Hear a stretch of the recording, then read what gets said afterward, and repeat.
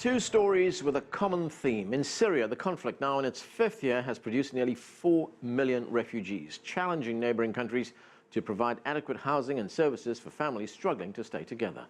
And last year, nearly 250,000 migrants crossed the Mediterranean, some from Syria, but most from Africa, in search of a new life. 3,500 didn't make it. 1,600 have already died this year. Later, we'll explore the challenges facing Europe from the influx of those migrants. But first, a look at life for some Syrian refugees. Here's CCTV's Natalie Carney. What started as a trickle has turned into a flood.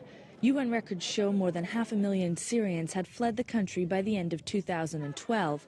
By September of 2013, that number had passed the 2 million mark. By the start of 2015, the United Nations had estimated there were more than 3.5 million Syrian refugees, most of them spread across the region around Syria. Half of those refugees are under the age of 18. Turkey now hosts more than 1.6 million Syrian refugees, while Lebanon is home to more than 1 million.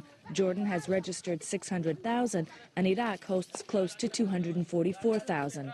Another 136,000 fled to Egypt. These 5 countries alone shelter around 97% of Syria's refugee population. As the days, months, and years tick by, many Syrians have begun making a life for themselves in their new homes, setting up schools, hospitals, even media centers to keep the population informed about the civil war back home. We're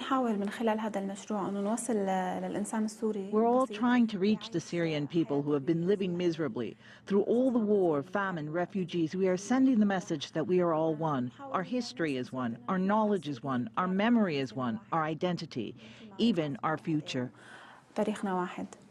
Many of the camps now represent a town more than a temporary shelter, with streets, shops, and markets run by their residents. Yet, life here can be so difficult that some prefer to return to Syria despite the dangers. 23-year-old Nasreen Beykul plans to return with her 3 children.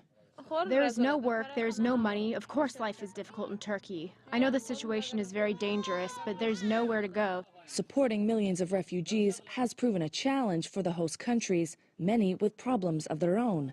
Funding from international donors is dwindling too. With the war now in its 5th year and no end in sight, many fear their temporary plight will become permanent. Natalie Carney for CCTV in Istanbul, Turkey.